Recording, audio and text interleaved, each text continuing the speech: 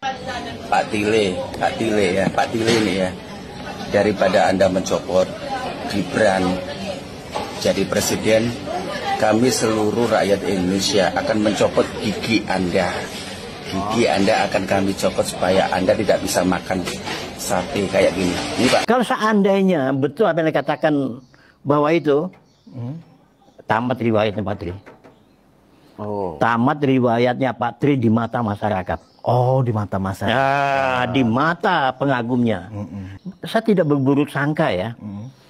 Pak Tri tiba-tiba berubah. Ya, mungkin dimanfaatin. Nah, kalau ini dimanfaatin, usut. Jadi kalau saya melihat ada satu yang Kopassus lagi satu itu. Oh, kalau Pak Sumiako itu memang sudah lama. Ya, nah inilah kelompoknya. Antitesisnya Pak Jokowi. Betul. Jadi mereka ini kelompoknya Anies semua nih. Dan lebih tinggi dari ilmu. Nah, itulah cerminan seorang Gibran Raka Buming Raka.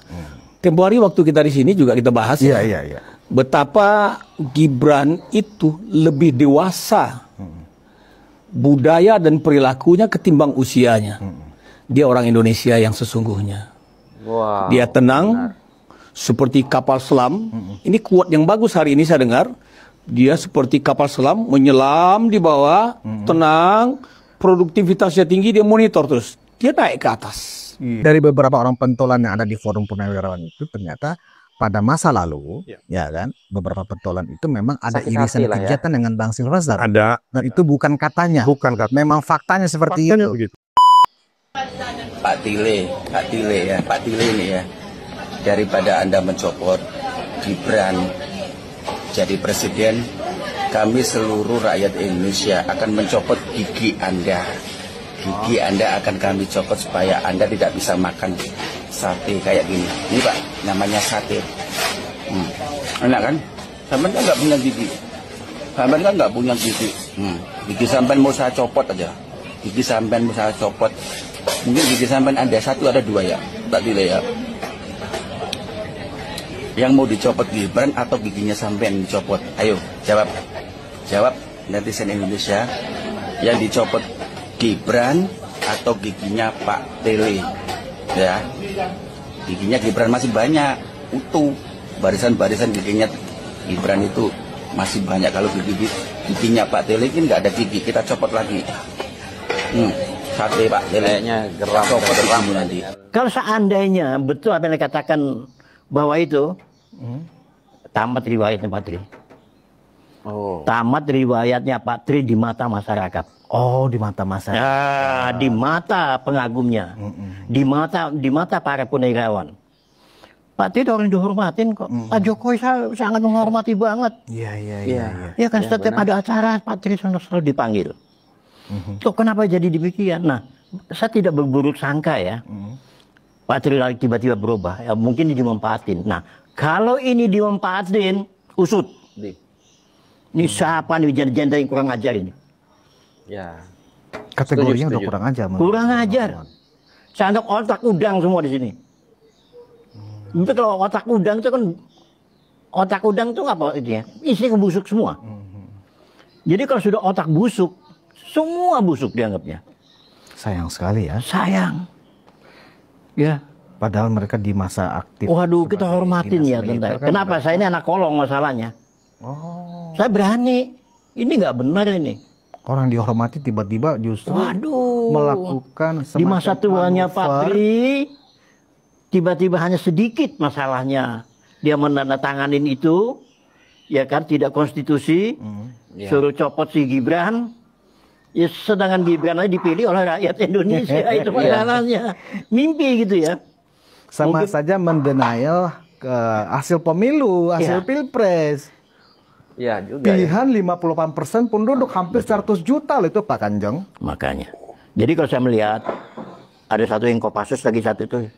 Oh, kalau Pak Sumiako itu memang sudah lama. Ya, nah inilah kelompoknya. Antitesisnya Pak Jokowi. Betul. Jadi mereka ini kelompoknya Anies semua nih. Ya. Jadi kelompoknya Anies ini, salah satu ini. Belum nanti kelompoknya Refli Harun.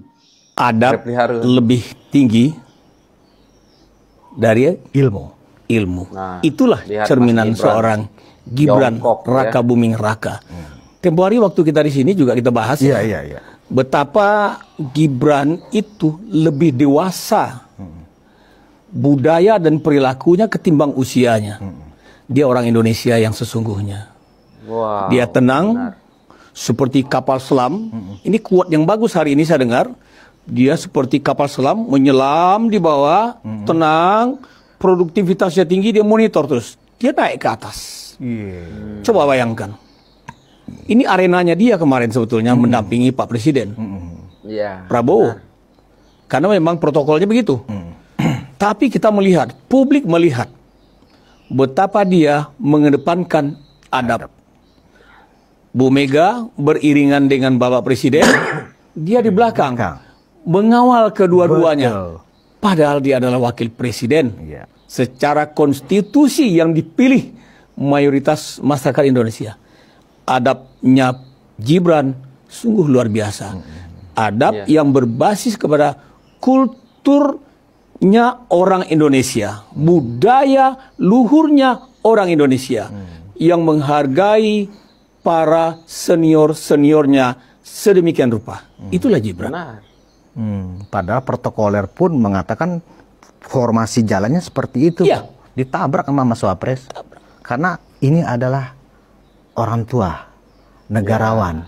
Walaupun secara politik mungkin saat ini sedang ada perbedaan, tetapi wataknya Mas Gibran teruji ya Bang ya. Kita melihat, itulah yang dipertontonkan Gibran. Ini adalah orang tua, ibunya. Bagaimanapun pasti tidak bisa kita lepaskan peran dari seorang ibu yang bernama Profesor Dr. Hajah Megawati dalam ikut membesarkan Gibran pada waktu itu. Dan itu adalah satu ikatan emosional yang tidak bisa direkayasa untuk dibubarkan, untuk dipisahkan. Chemistry itu amat sangat kuat dalam kultur dan budaya luhur bangsa Indonesia. Itu kan menjadi satu pemikiran. Jangan-jangan info yang kemarin saya terima tentang dia ini bohong. Aslinya kok begini gitu. Itulah, kembali lagi Gibran mempertontonkan sebagai pemimpin muda menjawab tantangan yang kebijakannya melebihi usianya. Saya hanya mengungkapkan kebenaran dari sejarah yang mereka lakukan Purnawaran Jenderal ini, Bang. Mungkin begini, Bang Sylvester itu mengatakan bahwa kenapa Forum Purnawirawan melakukan aksi seperti ini karena ada latar belakangnya. Dan ternyata mereka itu pada tanggal 19 Maret 2024 ketika sudah ada pernyataan dari KPU bahwa Prabowo Gibran menang, mereka menggeruduk KPU. Ternyata orang-orangnya sama yang ada di dalam forum ini. Saya pikir itu bukan ad hominem, Bang. Itu kan bagian dari apa mencoba menjelaskan kepada masyarakat, ya kan, bahwa kenapa itu adalah orang sakit hati karena terlihat pada kegiatan itu mereka-mereka juga. Sebenarnya kalau sebelum sampai yang tadi hubungan Pak Prabowo dan Pak Jokowi, saya mengenal secara baik pribadi-pribadi para mantan jenderal ini. Beberapanya. Jadi contohnya waktu 2014 ada yang mantan Kasat, itu tiap hari ngumpul sama saya di Citos, Cilandak Town Mall, ataupun di Gedung Juang, di kantor DHN 45. Saya paham itu siapa yang Bang Sil maksud. Dan bukan hanya dia, beliau ini, tapi istrinya pun saya kenal.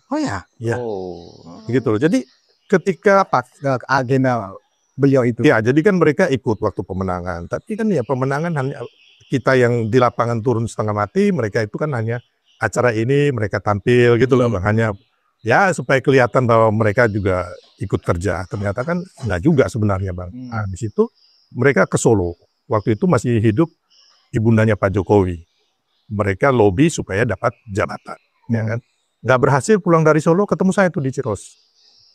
Mereka bilang beginilah begitulah, terus ada yang ngomong, Bang bantulah ngomong ke Pak Jokowi. Bantu apa, Bang? Ya bantu untuk mendapatkan posisi. Serius, Bang? Ini bisa menjadi serius nih. Nanti Abang disuruh fitnah atau apa? Saksi-saksinya ada. Yang namanya Ibu Amina, teman saya dan lain-lain tuh ada. Orangnya juga masih hidup. Gitu loh. Waktu kita bicara di Citos, kita bicara di DHN 45, ada semua, Bang. Bukan fitnah ini. Kita posisi di pemerintah. Ya. terus yang juga yang mantan menteri dicopot, menteri agama, ya kan kita tahu semua. Oh iya iya iya. Ya, terus kalau Pak Sutioso, saya harus katakan Pak Bang, waktu beliau akan menjadi kepala BIN, saya itu membantu beliau supaya bisa diterima oleh kalangan aktivis. Ya kan, makanya saya bikin acara itu di Car Free Day bersama teman-teman. Terus bikin acara di rumah Pak Sutioso waktu itu. Saya ingat waktu kita buka puasa bersama teman-teman aktivis dan relawan, gitu loh. Nah, terus saya juga mengiringin ke DPR, ya kan, waktu dipanggil DPR lah untuk itu. Jadi kembali lagi sampai waktu Pak Sutioso itu mau dicopot, saya sebagai kepala BIN. Kepala BIN. Terus beliau nanya, Mas, kenapa saya dicopot? Itu ada saksinya. Oh, jadi Bang Yos itu nanya ke Bang Kesil? Yes. Ada saksinya teman saya, salah satu artis. Kami berdua gitu loh ke sana. Nah, terus saya nggak bisa jawab. Hanya saya tahu kenapa dicopot, saya tahu. Tapi ya saya istilahnya, waduh, saya nggak tahu juga tuh. Nah, jadi intinya kan yang kayak begini kan saya tahu fakta, bukan kita ini fitnah, tidak. Dan mau dibawa kemanapun saya siap gitu loh. Jadi dari beberapa orang pentolan yang ada di Forum Purnawirawan itu ternyata pada masa lalu, ya kan, beberapa pentolan itu memang ada irisan kegiatan dengan Bang Sylvester. Ada. Dan itu bukan katanya. Bukan katanya. Memang faktanya seperti itu. Begitu. Bisa dikonfirmasi. Bisa dikonfirmasi. Yang Pak Sutioso banyak teman-teman saya di situ. Pemakzulan Gibran. Apa kata Pak Jokowi? Biasa aja tuh. Anak-anak jenderal. Pendukung Pak Jokowi yang belum follow akun ini pencet tanda plusnya guys ya. Jangan lupa dukungan kalian dengan berkomentar. Guys, Iksu pemakzulan wakil presiden kita, wakil presiden kebanggaan kita kembali mencuat setelah adanya surat yang masuk ke gedung DPR dan MPR. Apa tanggapan dari Bapak kita, Bapak Jokowi? Biasa aja tuh. Biasa aja, pasti biasa aja kalau Pak Jokowi. Karena Pak Jokowi paham, Pak Jokowi tahu bahwa rakyat Indonesia akan berada di belakang Pak Jokowi dan Mas Gibran. Pak Prabowo, Mas Gibran itu guys dipilih satu paket. Dipilih satu paket, bukan dipilih satu-satu, dipilih satu paket. Ya. Jadi anak-anak jenderal saya ingatkan lagi. Ayo jangan mau dipecah belah. Ayo jangan mau kita diadu domba. Kita rakyat Indonesia akan berdiri di belakang Pak Jokowi dan Mas Gibran. Gas terus. Bem, bem, bem. Meledak bos. Meledak bos. Karena itu purnawirawan yang juga bukan kelas abal-abal. Presiden harus bersikap. Lek Purnawirawan itu bukan orang abal-abal tahu Pak. Tapi contoh yang bagus sama rakyat kecil. Rakyat kecil itu punya hak juga untuk memilih pemimpin. Bukan cuma purnawirawan. Purnawirawan itu kalau nggak ada masyarakat kecil, tidak mungkin sampai jadi purnawirawan Pak. Tidak mungkin sampai jadi tentara. Jangan seenaknya aja sampai itu untuk melengsarkan Mas Gibran. Mas Gibran itu disukai rakyat seluruh Indonesia Pak. Dan pilihan rakyat. Pak Prabowo sama Mas Gibran itu dipilih rakyat. Bukan cuma purnawirawan yang milih. Satu paket. Karena ya. purnawirawan tidak memihak Pak Prabowo dulu. Ikut Anies. Sekarang sakit hati ya. Rakyat juga punya hak untuk memilih pemimpin. Dengar Bapak Purnawirawan. Ya guys, ya kalau kita lihat sebenarnya purnawirawan yang ingin melengsarkan Gibran itu adalah purnawirawan yang dulunya mendukung Anies ya.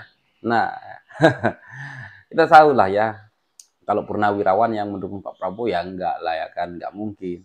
Bahkan justru kita bisa lihat kemarin ya kan, siapa namanya, yang bisa dibilang meminta maaf kepada Mas Gibran dan Pak Prabowo karena sudah dianggap ikut ya bikin gaduh lah gitu ya kan.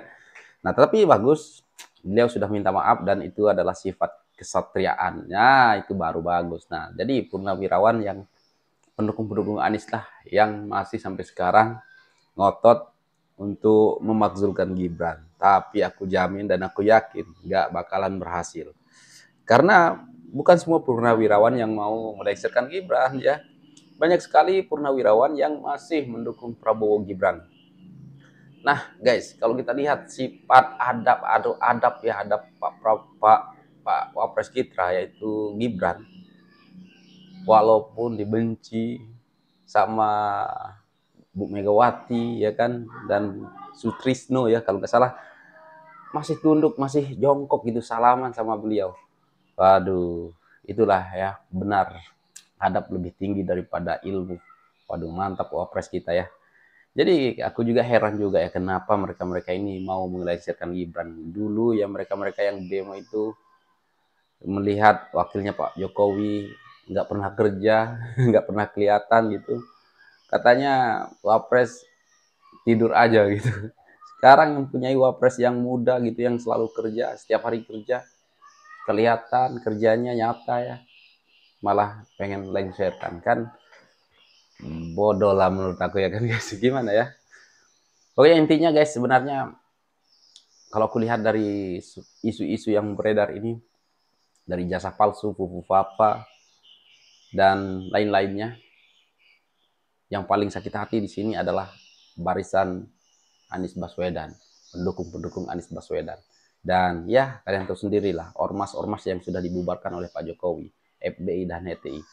Nah mereka-mereka lah yang sekarang ya ingin menyerang keluarganya Pak Jokowi lah intinya gitu ya kan. Intinya mereka nggak bakalan tenang kalau masih ada keluarga Pak Jokowi yang masih jadi pejabat di negeri ini ya kan guys. Oke lah guys, apapun tanggapan kalian silahkan komen di bawah. Sekian, terima kasih. Assalamualaikum warahmatullahi wabarakatuh. Bye.